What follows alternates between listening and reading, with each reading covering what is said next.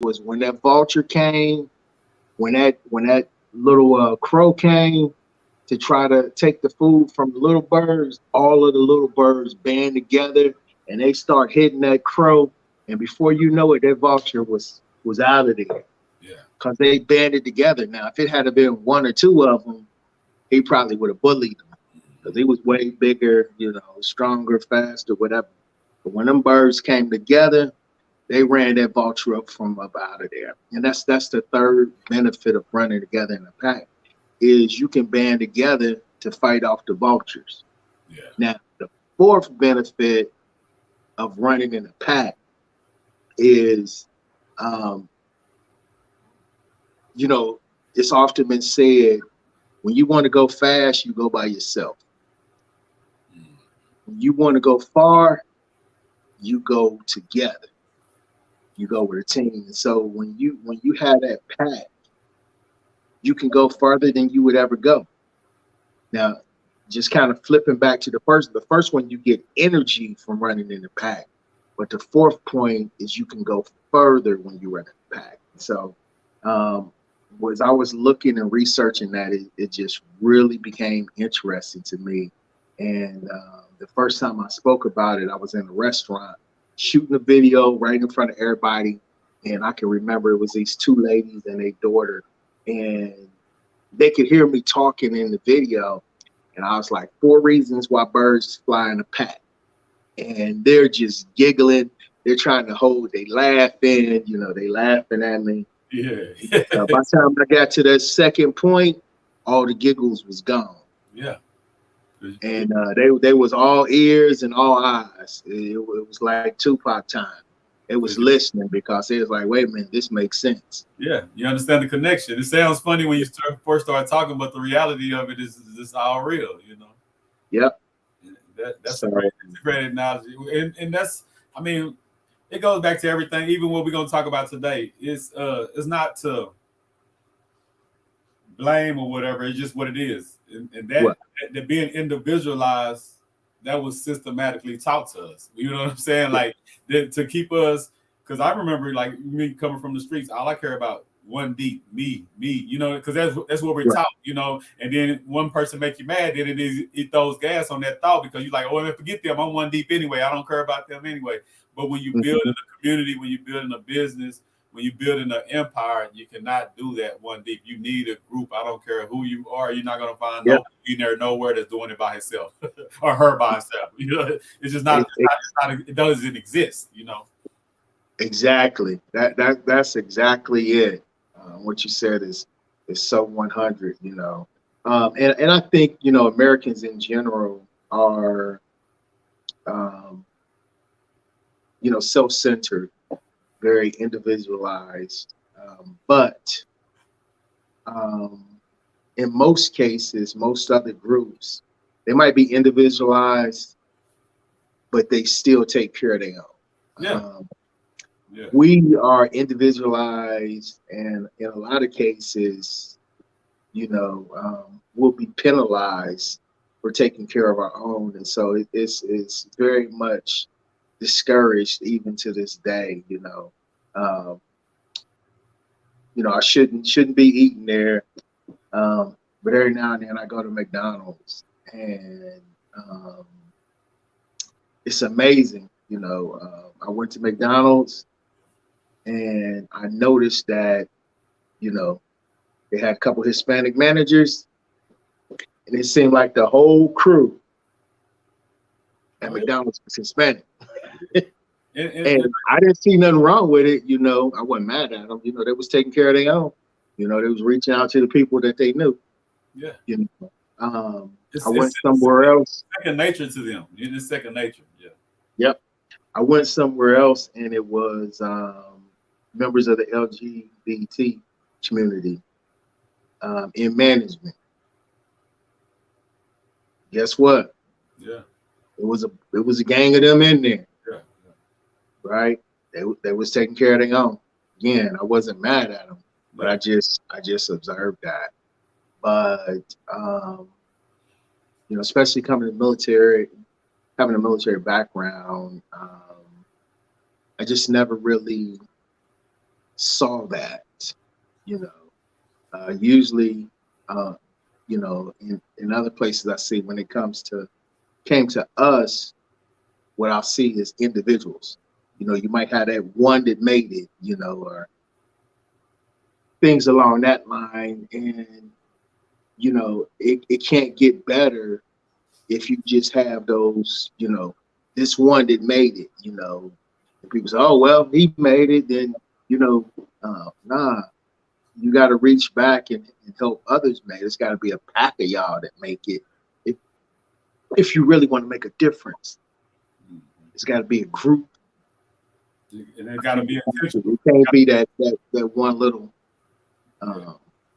can't think what word I want to use, but it can't be that one little one that made it. And, you know, now we holding this one up that made it as a trophy, you know.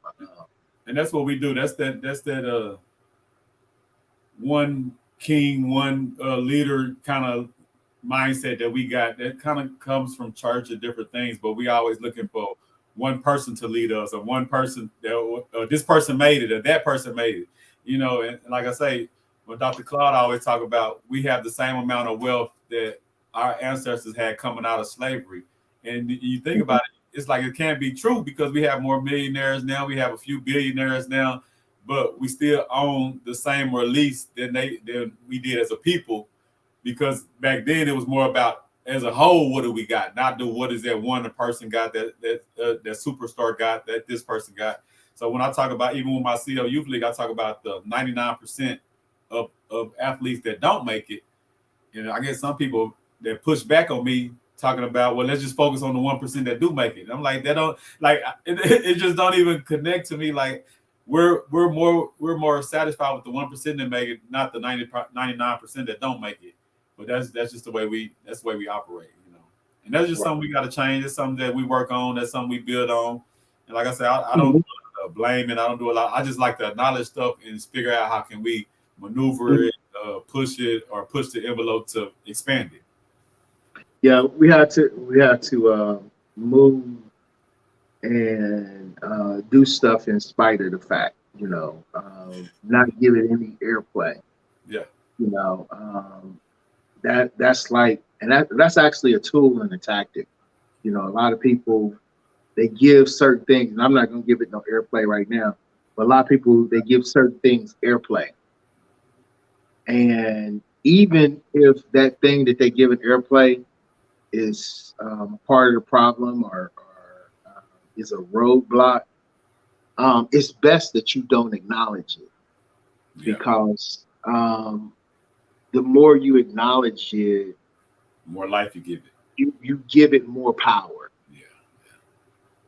You know, every time you acknowledge it, every time you blame it on, you know, so and so, you giving so and so power. Yeah.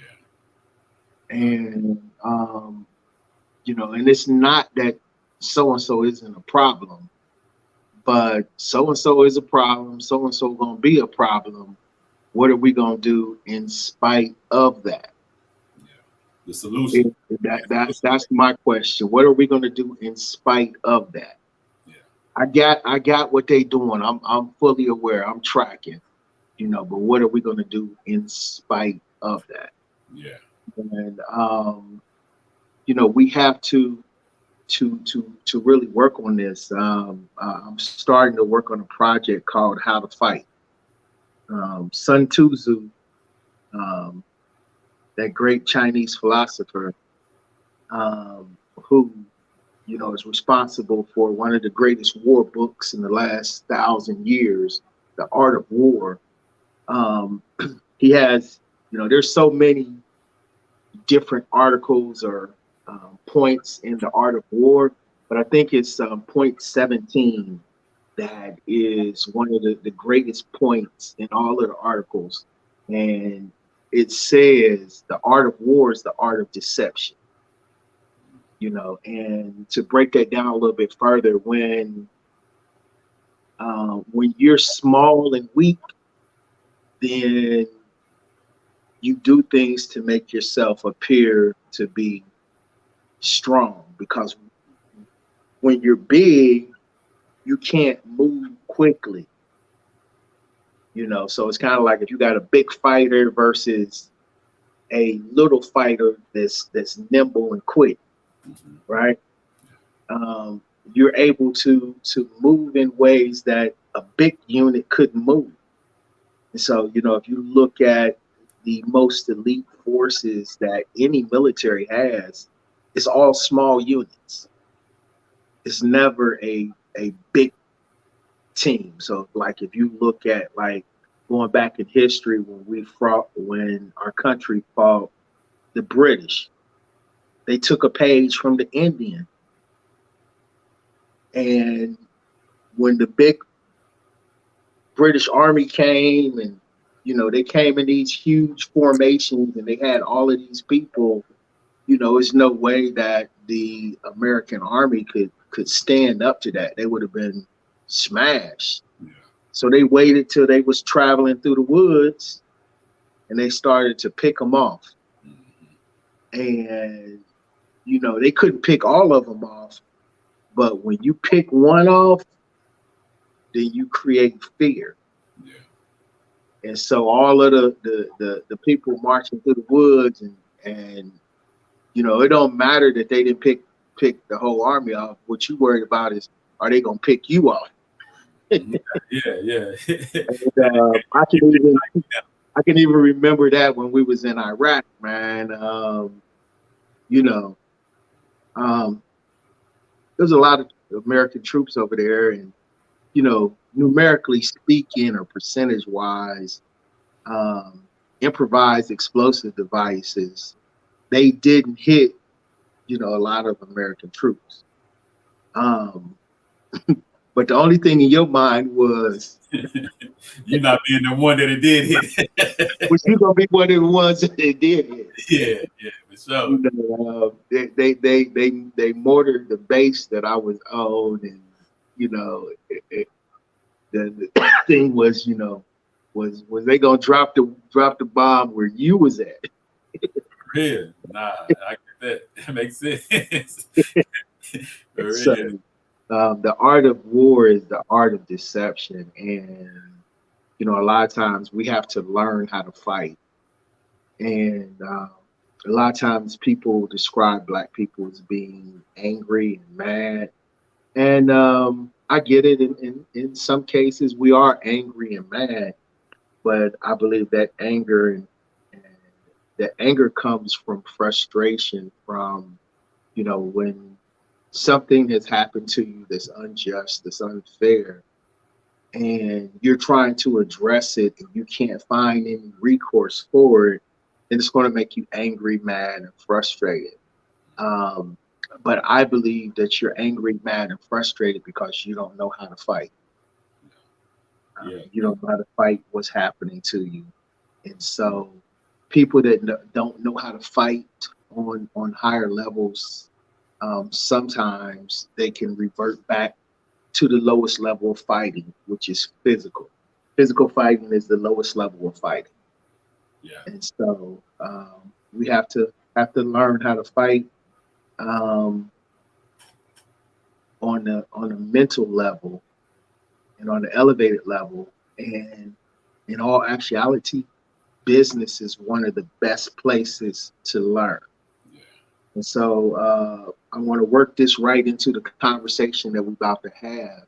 Yes, sir. But if you know the history of our country, you know, you look at the movie Harriet Tubman, and we used music.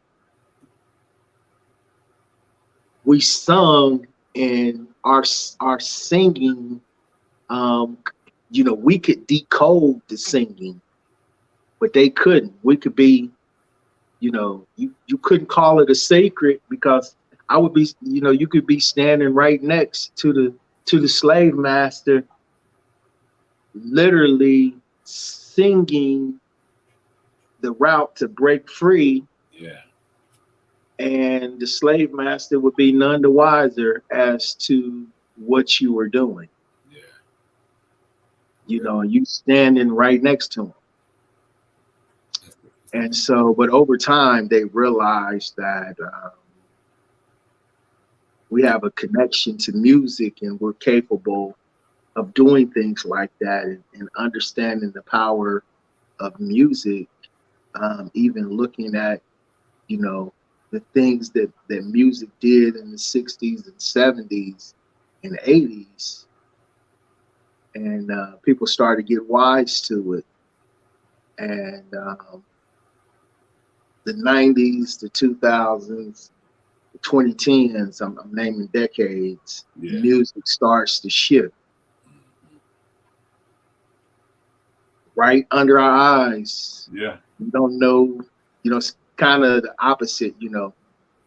We were singing next to the slave master, and he didn't know what was going on. The music is changing for us in today's time, and in many cases, we don't know what's going on. So Yeah. I'm gonna leave it right there and let you go ahead and That was great. say. That was a great to introduce. I had just because you was talking, but what you were saying, you was throwing out some gems, so I went ahead and started the live. But welcome back to Wealth is Gangster. Got Coach Wilson in here today. He was one of the second or third interview when I did last year, kicking it off. So I had to get back with him. I love his every time we talk, very interesting conversations. I love the way he processes and think and his point of view on things. So when I was thinking about the other day, I want to have this conversation. You popped up first because we already had this conversation on some lower levels about how you feel, because you love hip hop, but at the same time you have your problems with the music and the direction it went, like you were just saying.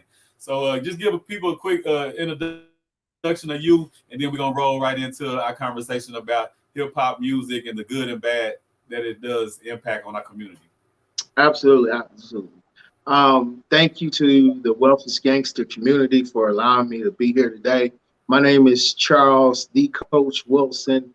I'm the founder of Brothers Helping Brothers, and it is our sole mission, our sole goal, our sole desire for one brother to help another brother along the way. And so you can find our Facebook group, Brothers Helping Brothers. You can reach me at most social media platforms at the Coach Wilson. Now, there's a lot of Coach Wilsons out there, but you only gonna find one THE, the Coach Wilson, and that's me. Yes, sir. Well, and I know I'm gonna have you back because I definitely want to talk to you about like investing, crypto, and all that, because you're very versed with different avenues and different things that our community need, the information that our community need. But today we're gonna focus strictly on the music, the good and the bad impact that it does to our community.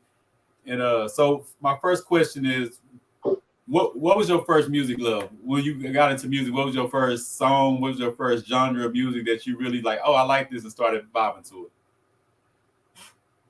I'm gonna say probably my first rap song had to be 5 Minutes of Funk. And it's always about the music. Yes. The words is a whole nother ball game. Yeah. And that's actually the game too.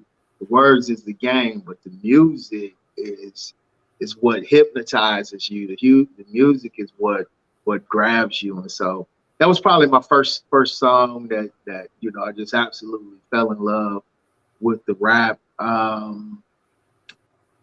There was another on the R&B side.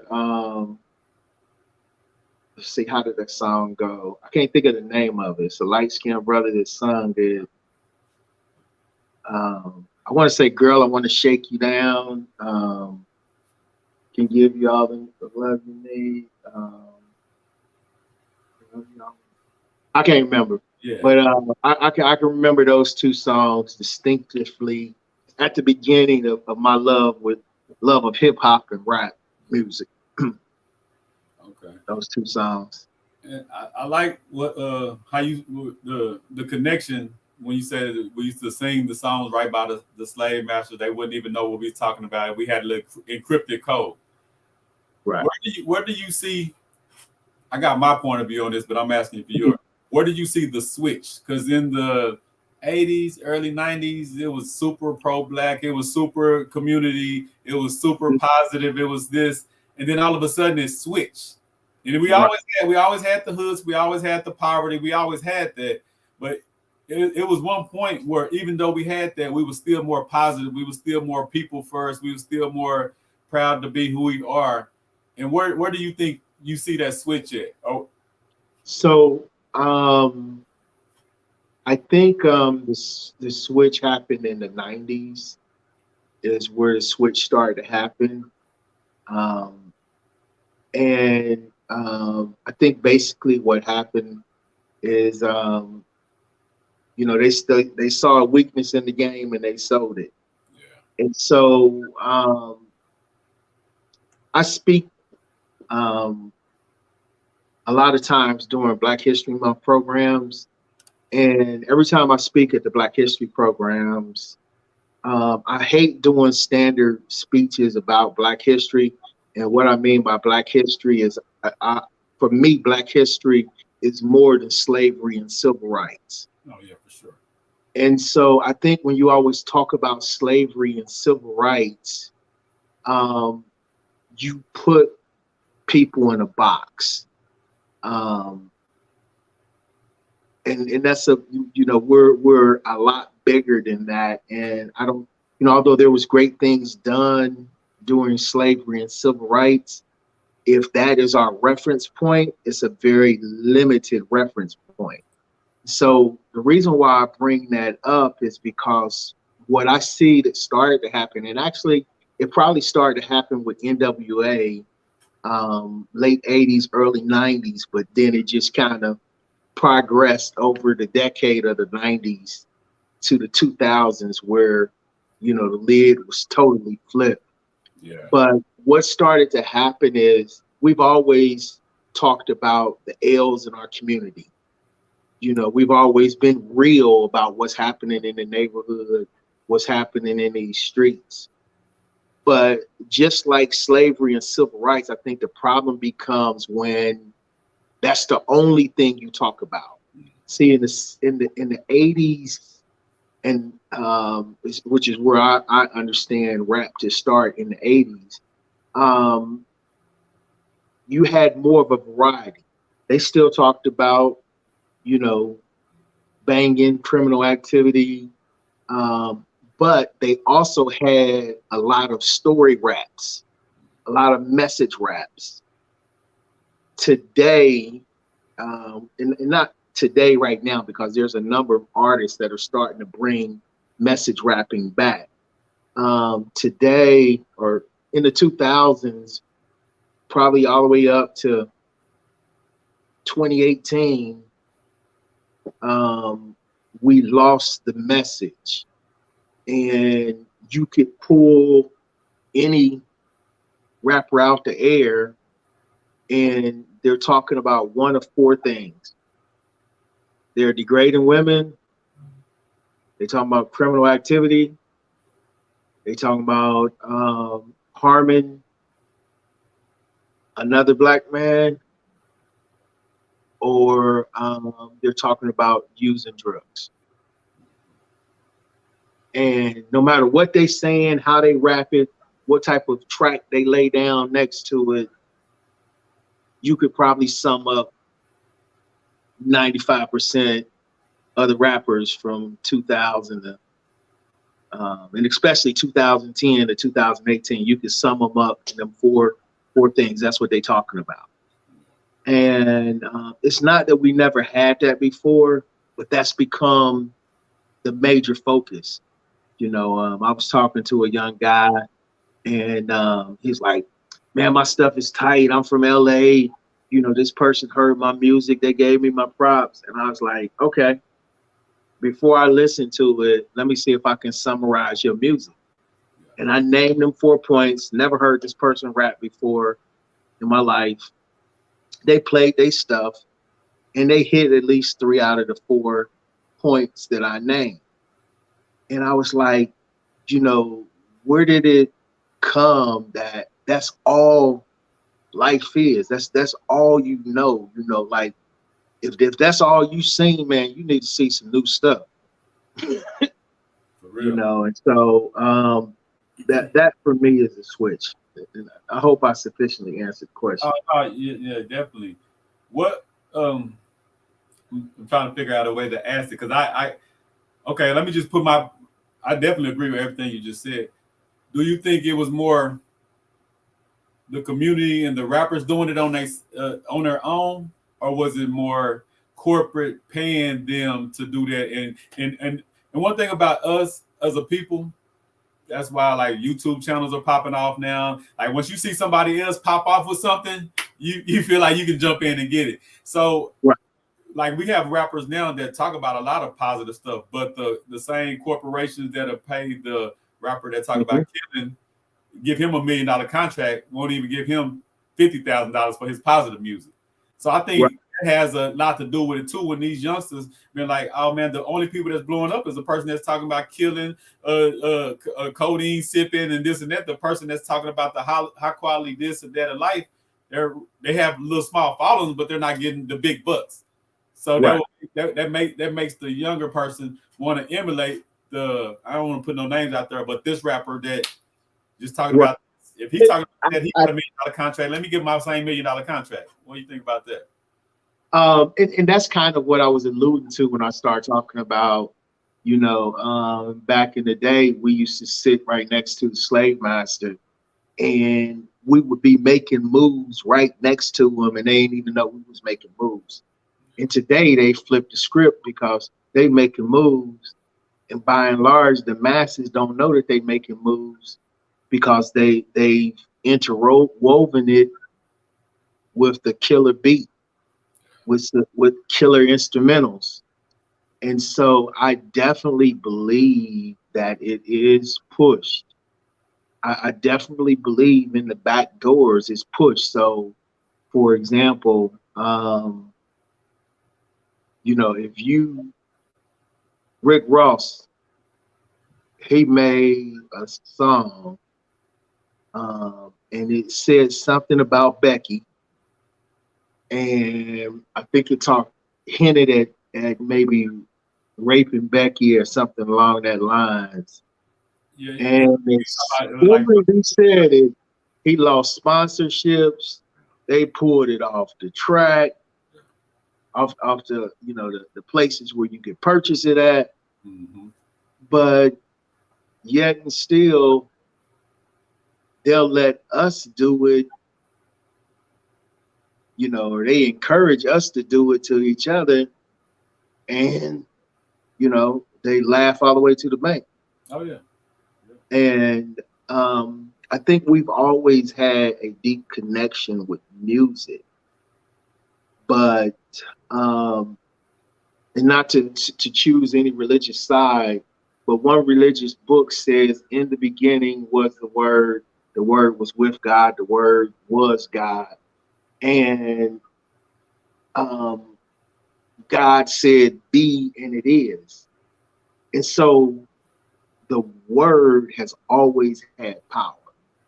So, like, if you start looking at the laws of attraction, it's about the words that you use to talk to yourself. It's about the repetition of words that's said over and over again.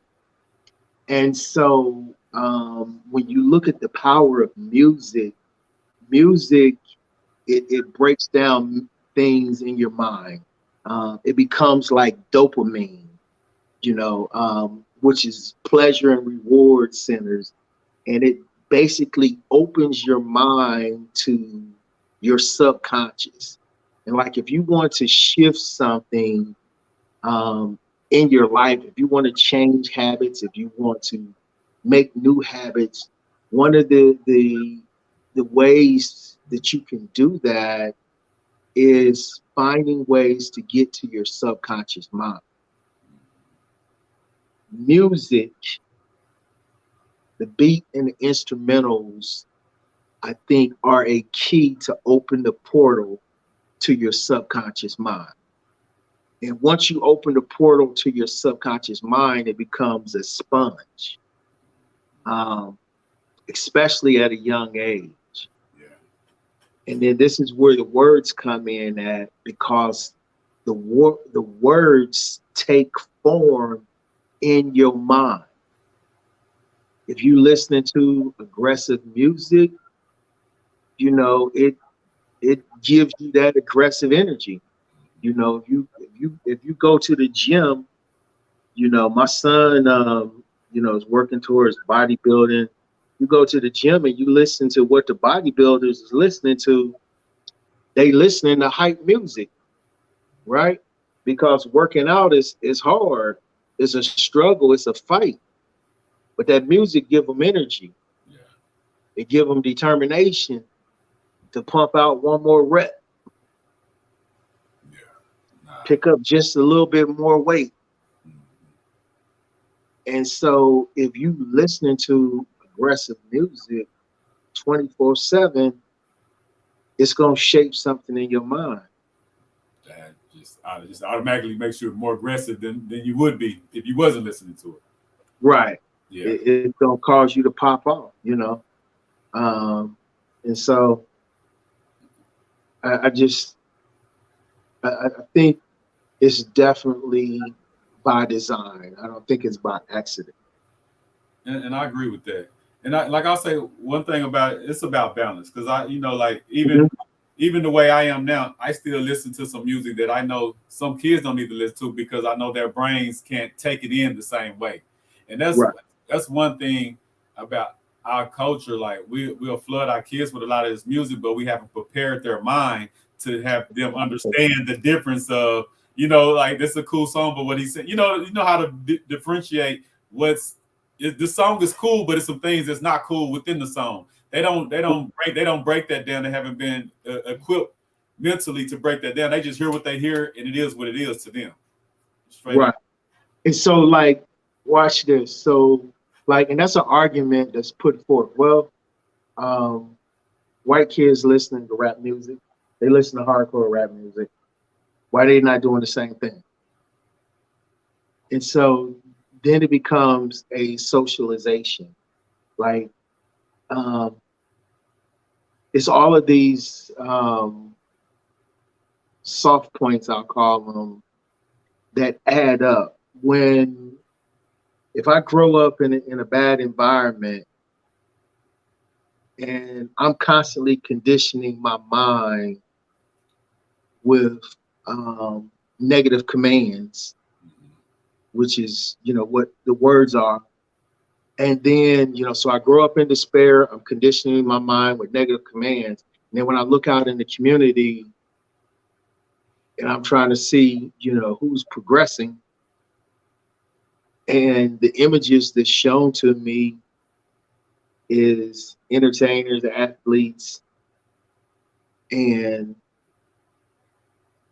the the neighborhood thug or a person that's committing crimes, then it's going to have a different effect on me than somebody that is socialized different. Their experience growing up is different, and truth be told, some of the same stuff is done to our Caucasian brothers. When I went to the EO school, there were certain country songs and certain rock and roll songs that had racist lyrics in them. And I remember I went in class one day, whole class came in, and the instructors was playing music, and they had picked out popular songs that had racist wording in the music, from country singers, rock and roll singers. And when you came in the classroom, you could just look around and literally all of I'm not gonna say all, I don't like to say all, but a lot of the white people in the class, they were singing the words. And so they were conditioned with that because that was their music. It was sung by people that looked like them. It was the way that they grew up, and subtly those ideals and mentalities were being sown into their minds through music. Yeah, them seeds was getting planted. And so it's not something that swings both ways. I mean, it swings one way, it swings both ways, but it's used a little bit differently. Um, Theirs is used towards aggression, in some cases against us, and ours, in most cases, is used for aggression towards each other. Yeah. Um, and so, but it's still the dynamics of it still work the same. Yeah, yeah, and that's definitely is. You can only use that aggression one way because I tell artists all the time that be in every other song, you know. And I have a music label, you know what I'm saying. So it's not I'm with music and I'm definitely with pushing your message, but I just over the years, like even when I was younger, I never talked about crazy stuff. I always lived in my reality, so I never was. I don't. I'm not gonna wake up and become the biggest killer in the booth. That just never was my style. So I never. I always Yeah. stay true to who I am. But a lot of people, they just because I know some kids that ain't never had a fight in their life and get in a rap booth and talk like they just a killer with the biggest gun because they that's what they hear. That's what they think is cool. That's what they think going to get Mhm. them big like the next guy. So that's what I mean Yeah. when I'm saying that their brain haven't even commuted. Like you're not that person. Be you. And that's what I tell artists. I don't even care if you want to be like the heavy D, the big lover boy person. Be true to who you are, and you'll be the best artist. That to me, that's the Right. best artist. When you know, good or bad, you being true to who you are makes the best artist. Not when you're trying to imitate and act like you're something you're not. You know, that's something. Right. Like I say, but I get why they doing it because they think this can make me pop. This can make me, you know, and it's a cool thing. It's the same thing when I talk to my kids. Like even when I talk to kids about wealth and investing and stuff, I can't just talk to them about it because if it don't seem cool, they're not gonna be with it. You know, that's just the way our kids are programmed. It has to be cool and hip before they receive it. And not, you know, I wish that was different, but that's just what it is. You know what I'm saying? Well, So, and I think absolutely. You know, a long time ago, I got introduced to a term called edutainment. entertainment. And what the term means is when you blend education and entertainment. Mm-hmm. And a lot of times that's what's done with us when you want to get stuff across is you blend education and entertainment. Yeah. If you look at oh man, that group it's a podcast, real famous podcast. And I know you listen to them. I can't think of their name, but they talk about financial literacy, and they're starting to get interviews with all kind of people. Matter of fact, it was just at South by Southwest last year. I can't think of the name. It's two guys out of New York. Earn your leisure. Earn your leisure. Yeah, So yeah, if you look at their model, it is really education and entertainment yeah, blended together, yeah. and that's what makes it cool. And therefore, it's creating and building a huge following in what they put out. Yeah. And so I definitely agree with you on that. As a matter of fact, the young man that I was talking about earlier, I was telling him, like, look, man, you know, you want to be passionate and you want to be unique. You know, what you're talking about is dime a dozen. And I showed him, like, you know, if you look at the top artists, you know, he might be crazy, but Kanye West and Jay-Z is like the top artist. But Kanye West is the richest entertainer, but he's different. He don't talk about all that stuff. Yeah. He's way outside the box. Yeah, and so I was telling the guy, like, if you really want to make it, you need to be unique to you. Yeah. You know, you need to find other things that you can talk about. You need to have some other experiences so that you can be passionate about those experiences so you won't be a dime a dozen. Because, you know, in most cases, what you're talking about, I can pick any kid up off the street and stick him in the booth and they're gonna talk about the same four things. What Yeah. makes you different? You know, and usually it's really no different. It's just who made their tracks, For real. who created the music for them. That's really the separator for So, most of these guys. well, we know when it comes to rap, hip hop, the people that buy it the most are not us, you know. So Mhm. but the people that are affected by it the most are us.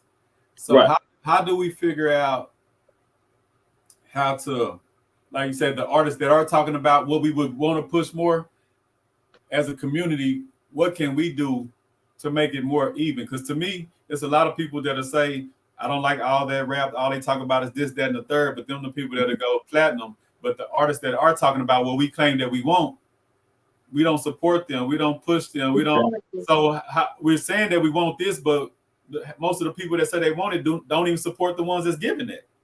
Yeah, that's time out. That's kind of like why the good girls like bad boys. Yeah. They say that they want the good guy, the one that's gonna treat them right. Mhm.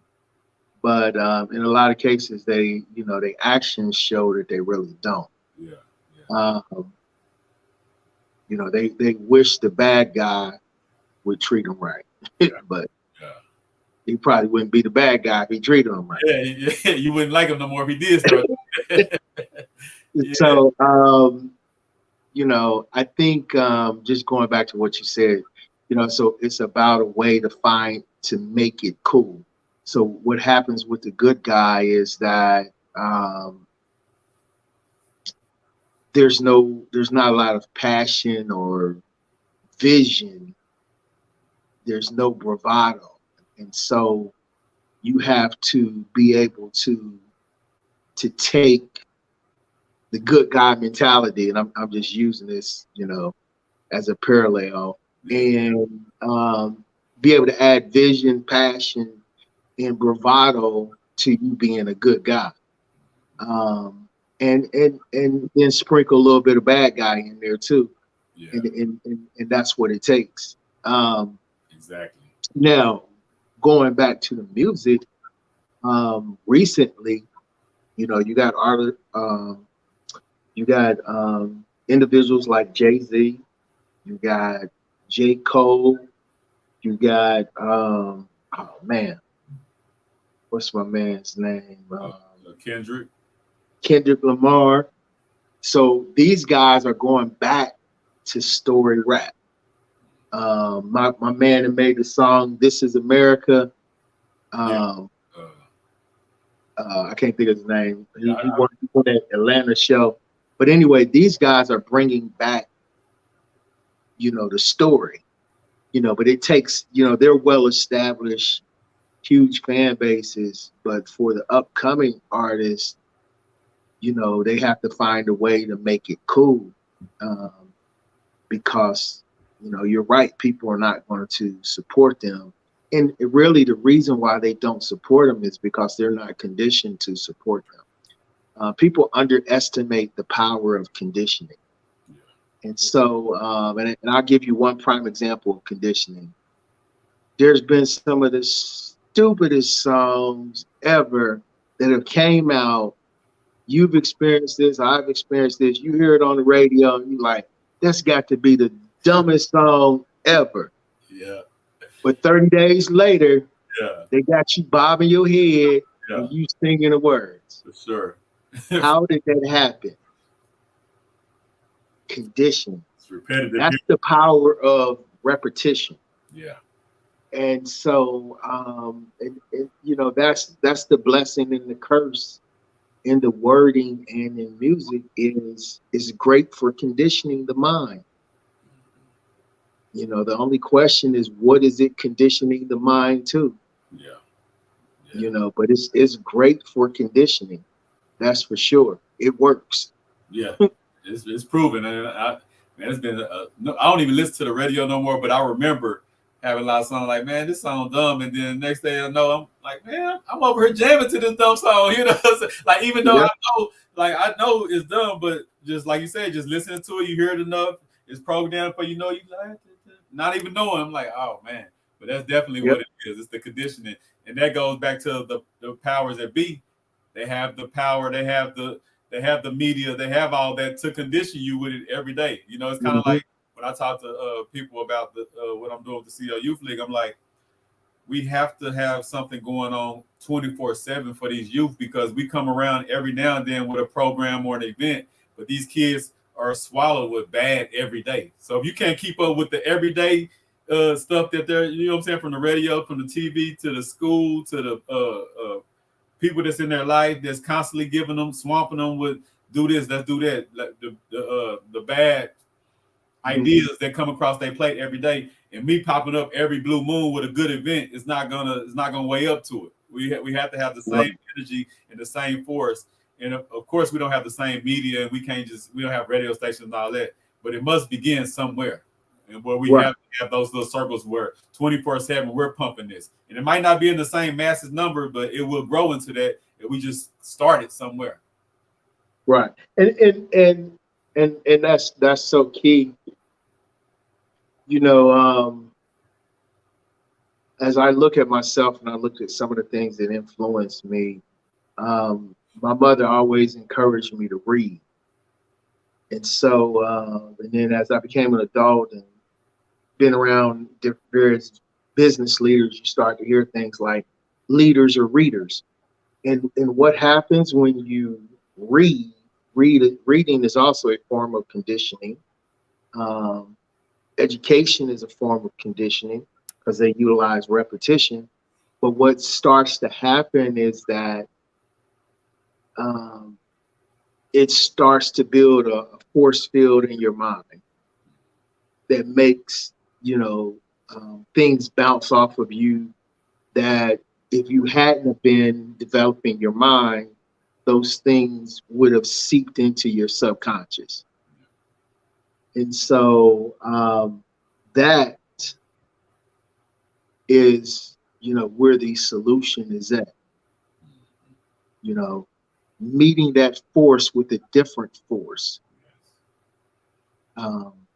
There's another saying, I'm not going to say where it comes from, but it says that music soothes the soul of the savage beast. And it's so true. If, you can try this, you could have some people arguing, and for those of the listeners, I'll do it this way. You could try it with something else, but I'll give you two examples. So for those of you who are into the church,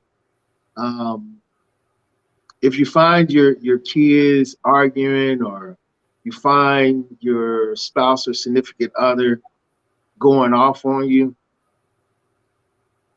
turn up the church music and see what happens.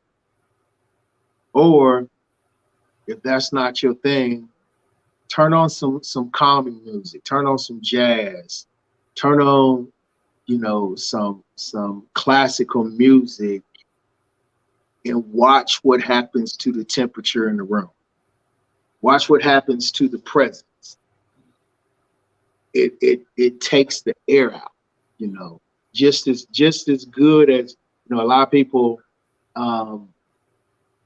dogs. I have varied experiences with dogs.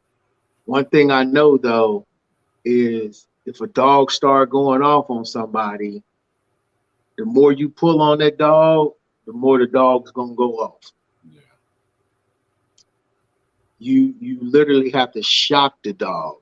One of the best ways to shock the dog, throw cold water in his face. Snaps him, bring him back to reality, snaps him up out of it. Yeah, because he's heated up. You pulling him, trying to get him to let go. He won't throw that water in his face. Yeah. The script gonna flip. So, that's what music does too when it comes to moods. It can shift the mood. The right music will change the mood. Yeah. It will change the atmosphere. Oh yeah, that show is a lot of club fights and a lot of club shootings happen off that one song that comes on and change the whole atmosphere in the club. And I remember studying a lot of like gangs and stuff, and they were like, back in the '80s, it was house parties. Everybody kicked it at house parties, and they were like, everything will be good, once we had the slow music on or we had a certain type of music on. But that one song would turn that nice house party into men after women, this, that, and the third, into a big fight, a big shootout, a big brawl. Just that one song changed the whole atmosphere. Yeah. So that is so key, and we have to keep knowledge of that. And I ain't gonna say control it, because I have artists that I still like. Me personally, I have artists that I support, but I couldn't push because their content is not in line on what I'm standing on now. Not and I understand it. They talk about their struggle, and what I always tell them, continue to talk about that, but just frame it differently. I'm not telling you just to be a church rapper or this, that, and the third. Right. I'm saying let's frame what you're saying differently, because I don't want you talking about killing another black man. I don't want to hear that, first of all, anyway. You know what I'm saying? But second of all, if you said you're gonna kill another group of people, the feds will be knocking at your door. You know what I'm saying? Like, you can't say I'm gonna kill a Jewish, or I'm gonna kill. You can't say that, because they're gonna come knocking at your door and they're gonna holler at you. That's a terroristic threat.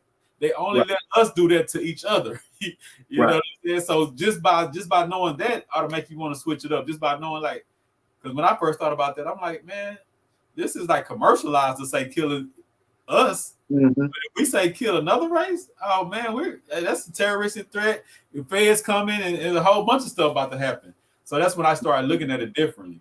And that's what I try to get these artists to look at it differently. Your message really counts more than, even if you're not a big rapper, just your message still counts for maybe your little community, maybe your home, maybe your little posse, wherever it still counts. And that's what I try to get them to see. And then that goes back to what I said when I speak at Black History programs, more than civil rights and slavery. And so the music thing has to be the same thing, Your music has got to be more than banging, more than being a killer, because truth be told, we've always had that in the music. Yeah. And I'm not necessarily against that. The problem is that has become the main thing. Civil rights is a part of our history. Slavery is a part of our history. But when that becomes the only focal point, then it stunts our ability to go further. Like, if you don't look at the fact that, we say we ain't good in math, but we created mathematics. We created mathematics. We created medicine.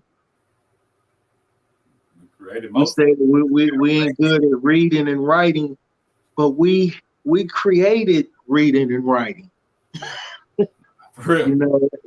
And so if your mind focuses on, we was enslaved for 400 years, and we had the dogs and the water hoses and people beating us over the head in civil rights.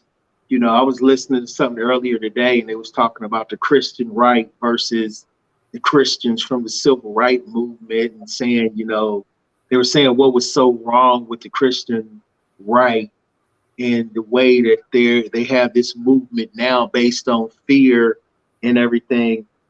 But they said, you look at the civil rights movement and the Christians from the civil right, and they were about grace and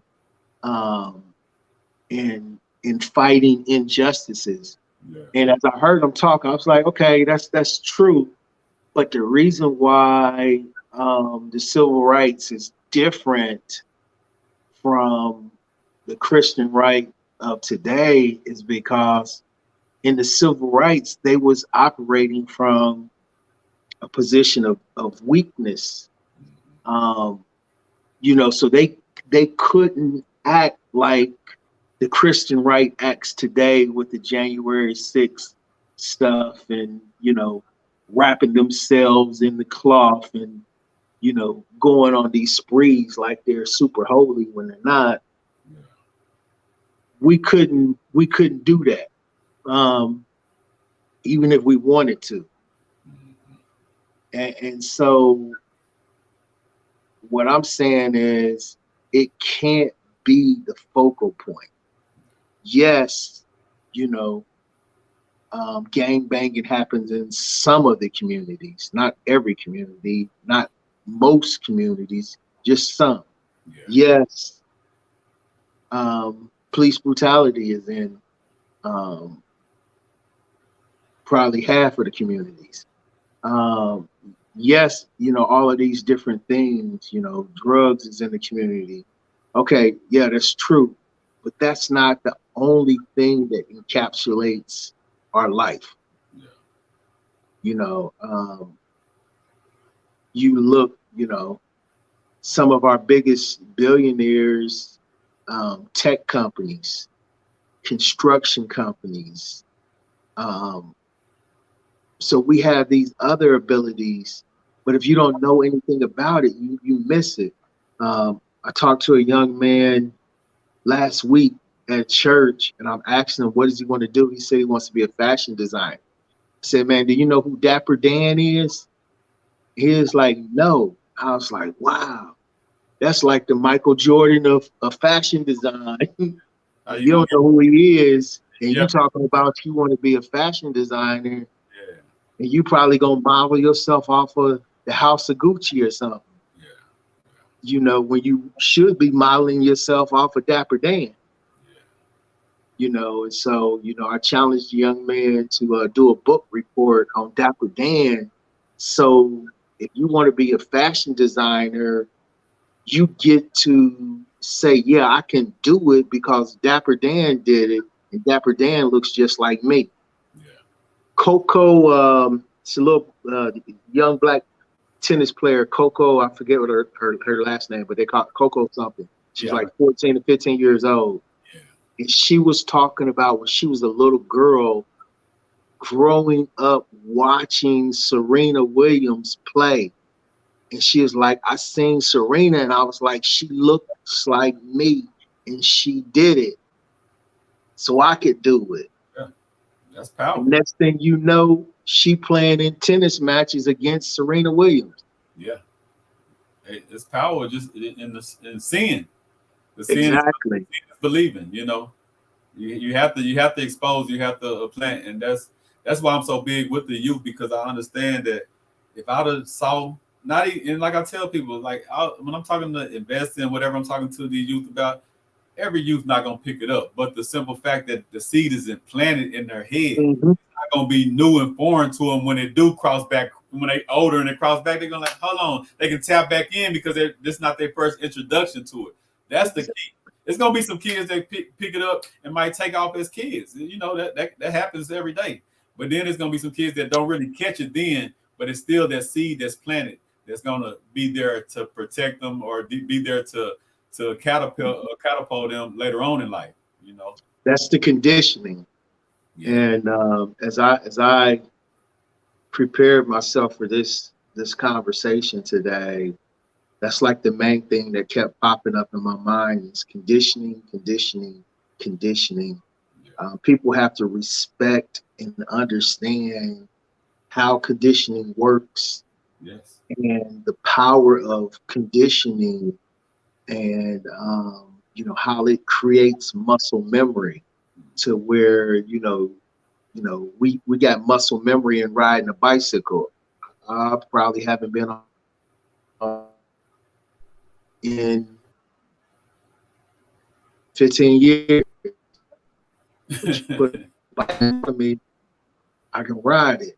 And I might Yeah. not be able to ride it as good as I could when I was a kid, but But I it's, can ride yeah. it because that conditioning was done and that seed was sown a long time. And so that's what you can come back to. But when you don't have no conditioning or you've been conditioned the wrong way, even as you start to grow, when you're challenged, what are you going to revert back to? Yeah. What you was conditioned to revert to when you run up against a wall. Yeah. So conditioning is very, very powerful, and that's the advantage of music. Music ministers to your mind, your body, and your soul. Yeah, I say your soul. Yeah. And so music is definitely powerful. I'm definitely a fan. Uh, the more I look at it, the more I'm in awe of the power that it has. But it's always about how is that power used. Yeah. And I think one thing I'm working on, like I say, I always figure out the solutions. We don't do too much complaining. We acknowledge what's going on, then we get solution based. So I have, with a lot of artists I'm doing now, I'm willing to put them in studios. I'm willing to work with them, as long as you're messaging. And like once again, it ain't got to be that you got to be a deacon rapper. It ain't about none of that. It's Right. about, as long as your message is balanced and more. Like I had a talk with a preacher a couple of weeks ago about the wealth is gangster, and he was kind of certain words throw people off a certain way, but I had to when I tell them about the wealth is gangster, my whole concept on that, especially when I'm talking to youth like me, because I was the 11-year-old runaway on the street corner, this and that, so that's who I kind of always thinking about when I'm building stuff, doing stuff. But my whole point on the wealth is gangster is no matter what you would have told me at 11, 12 years old, what I tell these kids at 11, 12-year old, everybody want to be quote unquote real gangster, whatever you want to call, whatever trigger word you want to call it. Most of these kids, especially in our communities, gravitate to those words. So when Right. when I got the youth and I had a 14-year-old, he already tatted up, he already into a bunch of stuff, right? But when I talk to him about, you think you gangster, with come ride with me. Let me show you why wealth is gangster. So I took him out there to see the chickens. I took him to see the bees. I took him to see the gardens. I took him to see different stuff that I'm into that I consider gangster. You know what I'm saying? Like me going to school, taking care of your family, that's gangster too. So my thing is, instead of telling these kids what I don't like that word, you shouldn't be that. Let's put different definitions on what these words that these kids Right. gravitate to, regardless. Yeah, that's reframing. Yeah, so I'm not You gonna tell you how to. I'm not gonna reframing the conversation, and yeah, and that's one of the things that I loved about the title and the concept of what you use when you say wealth is gangster, because you know you're fishing. I don't know when the last time you've been fishing, but what I do know is that I like strawberry shortcake. And I've been fishing many times. I've been fishing in the ocean. I've been fishing in the Gulf. I've been fishing in the lake. I've been fishing off the shore. I've been fishing off the beach. And what I can tell you for sure is the fish don't eat what I eat. Just because I like strawberry shortcake, yeah, it don't mean I can put strawberry shortcake on the hook yeah, and catch a fish. for real. And so by you reframing the words in the conversation, it allows you to catch the fish. What good is your message if you can't catch the daggone fish? Yeah, for real. You can't even reach nobody. Yeah.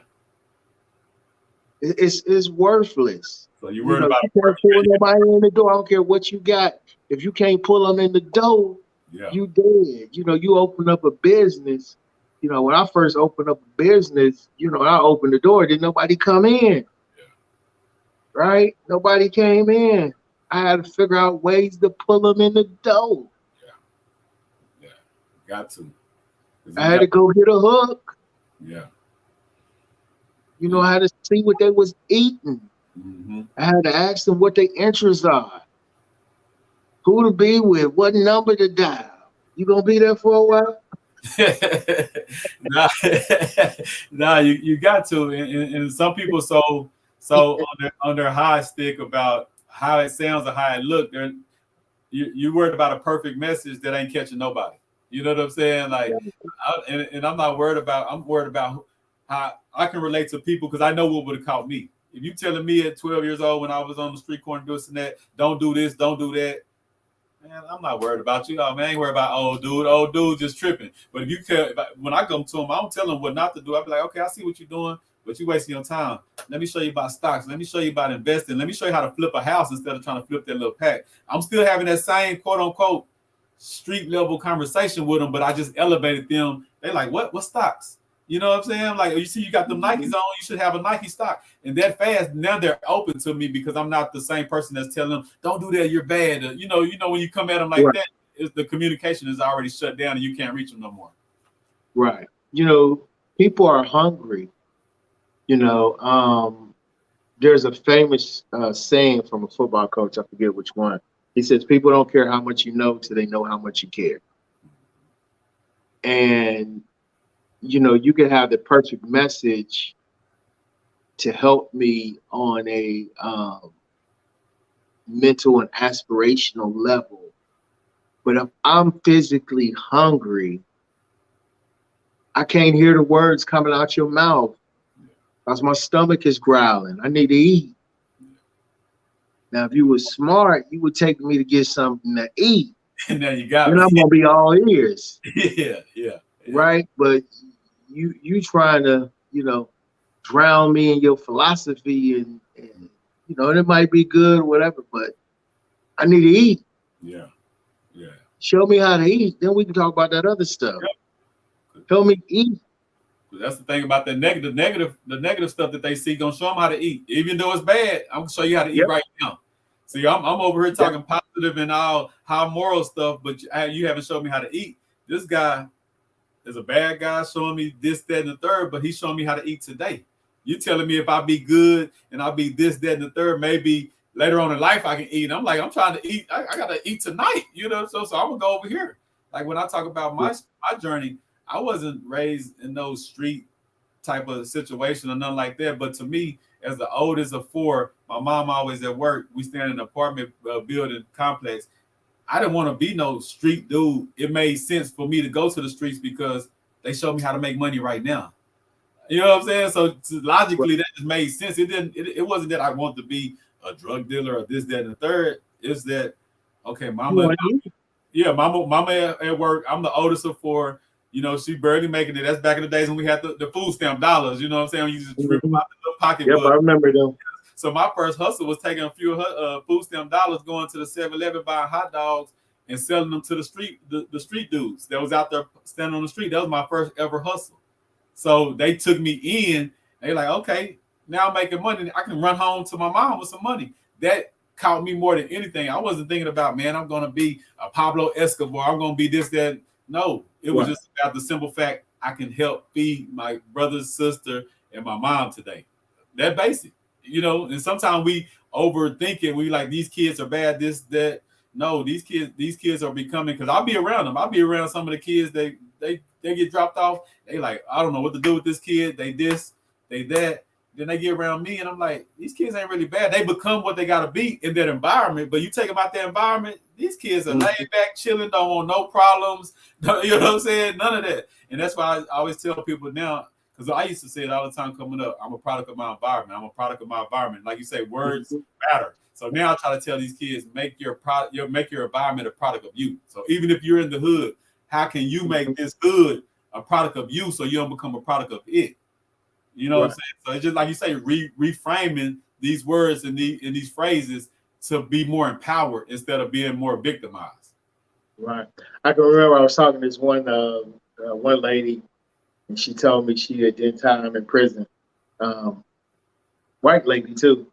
And she's like, I changed so much in prison.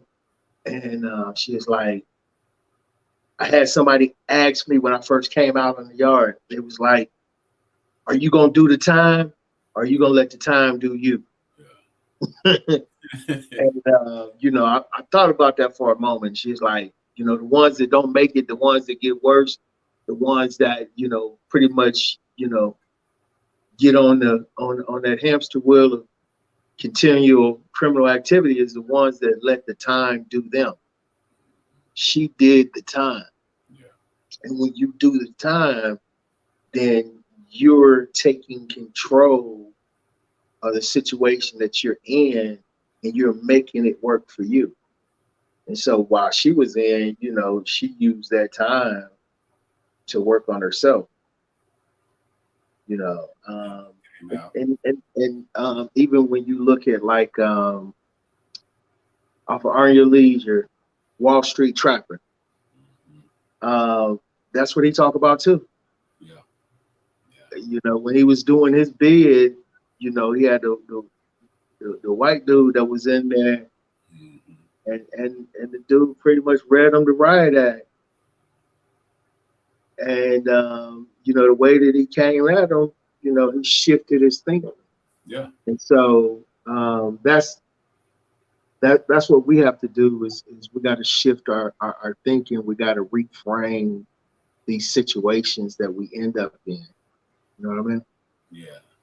Okay. Well, I don't want to hold you too long. I know you got some stuff to do today, and I definitely want to continue this conversation. But before we close up out of here, what would you say some solutions that we can do? I know we can support the artists that do speak more positive and stuff like that. We can even like more what I'm thinking about. We need to build our own record companies and distribution companies so we can put out the artists that we want. Because right now we have no control over, you know what I'm saying? No control over that. We can complain about it, but the higher ups, the people with the money, they put out whoever they want to, and we can't stop it. So what would you say a couple solutions as us in the community that can start helping change the narrative or start helping these rappers see that to make them want to change the message that they're putting out? Because to me, I think it goes tenfold. I think the artists have to do it on their own, but I think as a community, they need to see some support in going their way. Because it's a lot of people, especially in our community, they'll be like, I would like to do this, I would like to do that, but my people ain't even gonna support me if I do that. Now I'm on an island by myself trying to fight for something that there's no support in. And I heard that a lot. I don't know if it's how true it is or whatever. Yeah, But yeah, I've heard that as well, and you know, some of the solutions that I would say is, you know, it comes back to programs like yours, Wealth is Gangster. Um, as I was listening to you break that question down, the first artist that came to my mind was Master P. Now, when it comes to numbers, Master P, you know, is not competing with Jay-Z and Puff Daddy and 50 Cent. But when it comes to business, oh, Master P run with the big dogs. yeah, it's one of the big His dogs. business acumen. So even though he don't have the kind of hits, the kind of numbers that everybody else got, he still got the same kind of money. Yeah. And so for the artists that you know, maybe don't get all of the support, if they really understand business, they really understand how to monetize their talent, they really understand how to build their avatar, their community,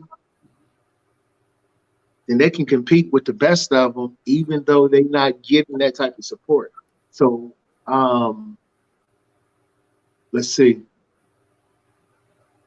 Um, when you, I read a book. This is what I want to say. I read a book back in 2009 when I was in the military.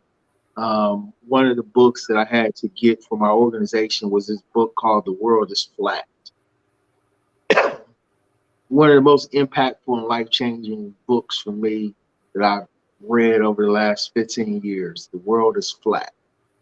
And basically what it says in the gist of the book, it breaks it down a lot more than this. But basically it says with the advances of technology, it allows for the little guy to compete with the big guy. So like you got your own TV station right here. Yeah. Tony Johnson, Temple, Texas, he got a TV station. Yeah. And literally you didn't have to get permission to start it. You didn't have, I mean, you had to kick out some money. You had, you know, had to pay for certain things, set up certain things. But the costs are minuscule compared to, you know, setting up a channel at NBC or Fox, Yeah. what you invested to get this off the ground is minuscule, Yeah. right? And you can build content the way you want to. You can monetize it, and but if the artists don't understand these different structural points, they haven't been conditioned, they haven't been socialized, they haven't been exposed to all of these different things that they can do, then that leaves them in the dark, competing in an over competitive market, trying to get some big behemoth to see them, give them props and give them a deal. Yeah. They can make their own deal. Yeah. I try to tell them all You the know? time. I says artists y'all never heard of living a great life. Everybody not gonna be the biggest artist in the world, but if you can change your life by your art, that's the same thing. Right. We're more worried about the fame than just Well, living a good lifestyle. Because there's a lot of artists you never heard of living great out their music, and don't nobody know them but them and their fan base. That's yeah. it. But even in that, like I said, Master P. Then on the flip side, you look at Snoop.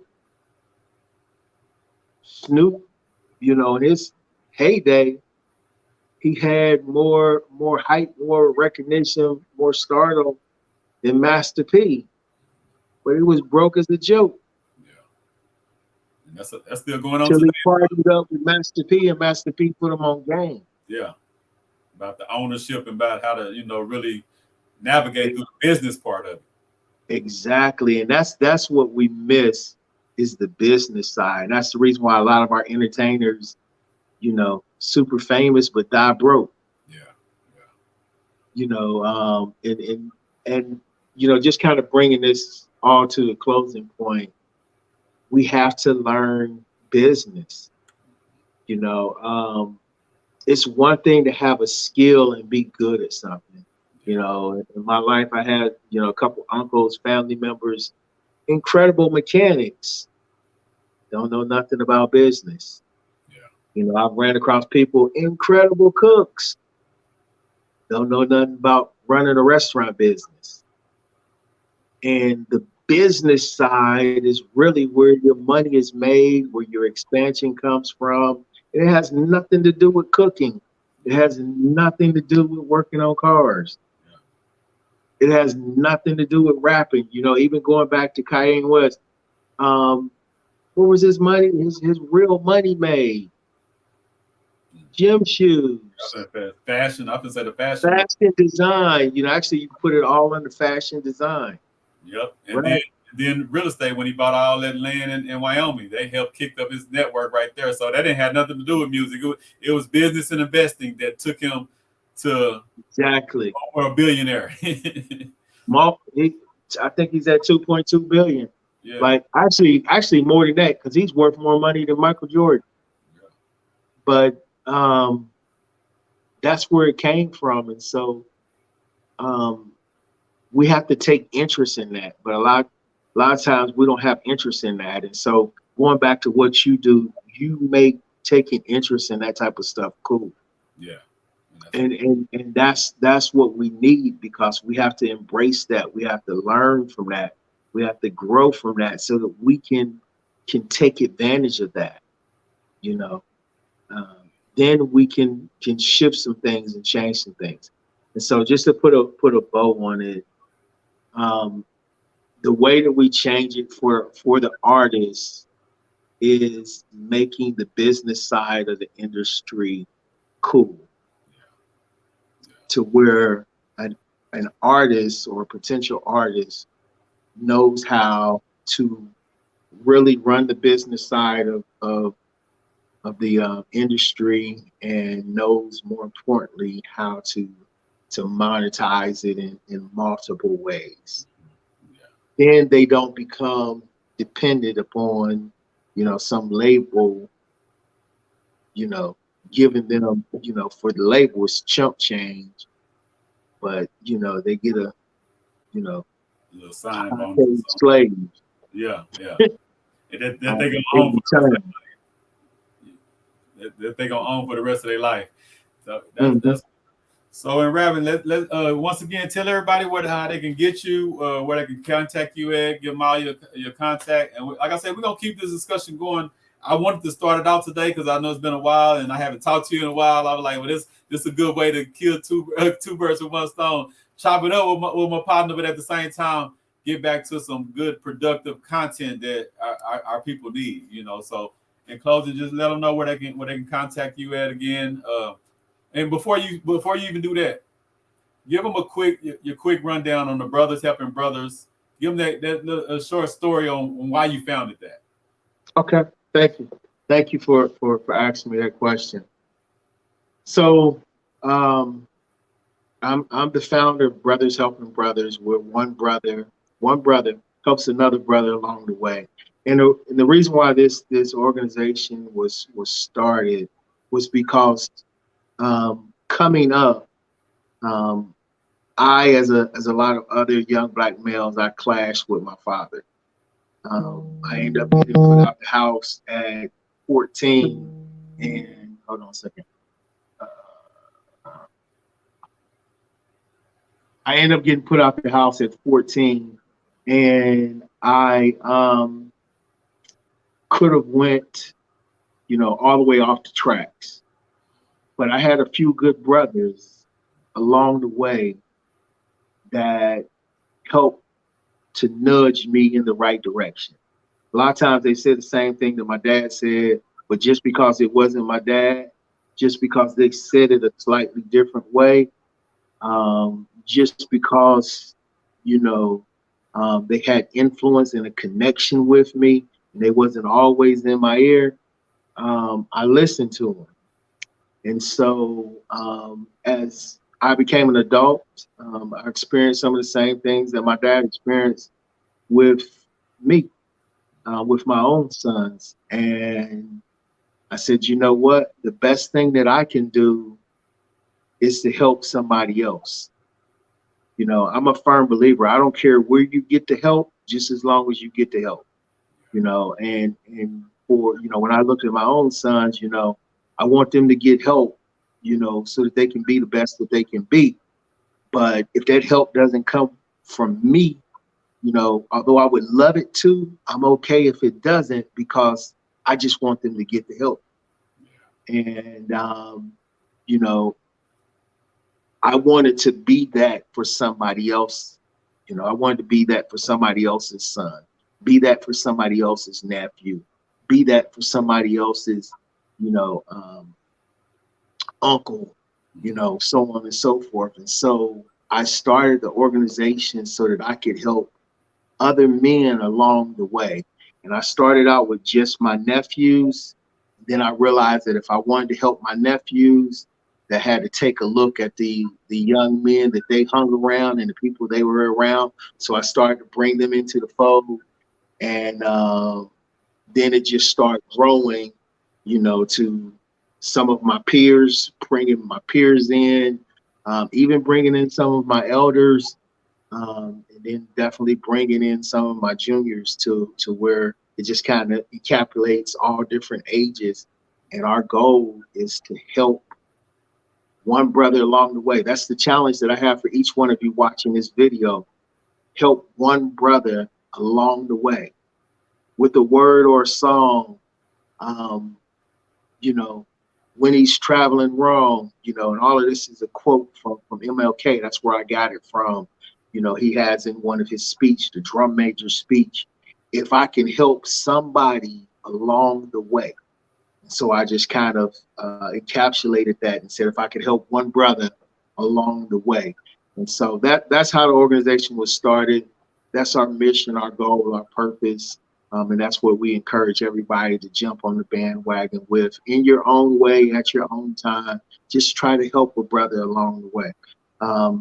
And so with that, I want to leave with this one last story. And it's about the birds. I started out talking about the birds, so I want to end talking about the birds. But this time I'm going to talk about the geese. The geese fly in the V formation. And what happens is the other birds in the formation, they help to give strength to the bird that's leading the pack. But then when that bird that's leading the pack starts to get weak or tired, that bird peels off of the front of the pack. Another bird steps up into the leadership role, and that bird falls back into the pack. And so if we can do that, if we can, take the lead and support the bird that's at the front of the pack, be ready, be strong, because at some point that bird is going to get tired. Yeah. It'll be our turn to lead the pack. Greatness and leadership is not about what you do as an individual. It's about what those who come behind you do. That is the truest reflection of your leadership. Thank you.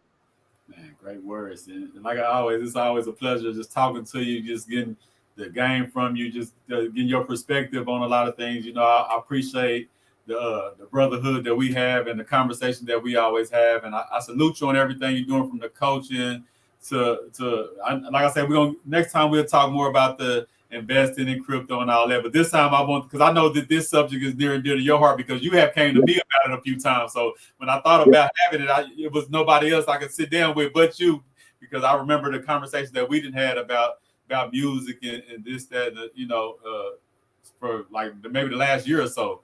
You've been one of the ones that I know that bring up that topic a lot, So and like I say, I think we still got other layers that we because it's so vast that we could have still been talking about other layers of it. But I want to just kick this one off with just starting to the points of our point of view, but how do we see it and what can we do to change it? That's what I want this first one to be. So like I say, I appreciate you coming out one last time. Give them your social medias before we get out of here.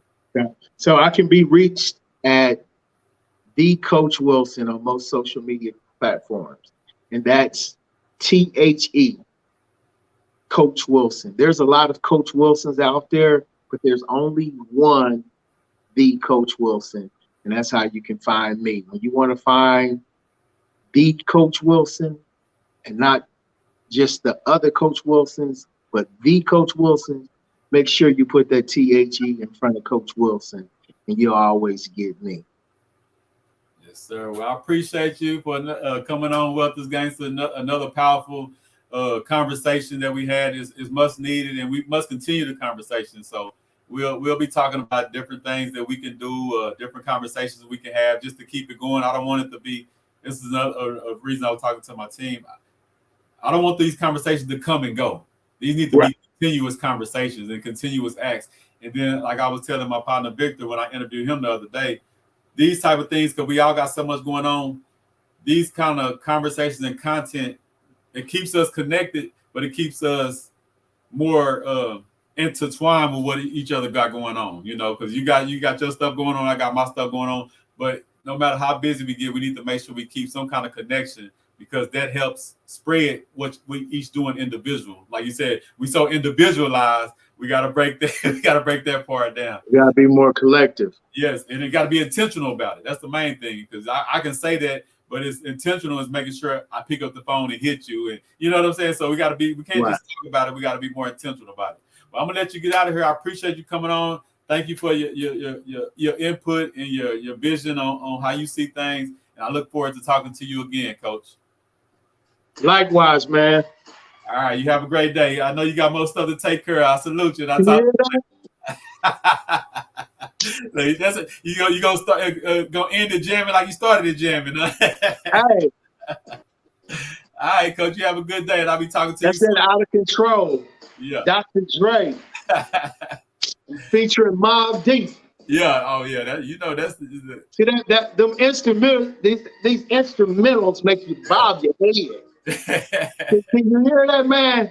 Yeah, for real. It makes you smile. You see how you smiling? That's that feel good, Make you get up and want to start crip walking. Yeah. Hey, but in a positive way. You feel me? Yeah. All right, Cole. Well, I know you got a lot to do today. I appreciate you, and I look forward to sitting down and having another conversation with you soon. Absolutely, man. I'll talk to you later. Yes, Bye sir. for now. Peace. One love. One love.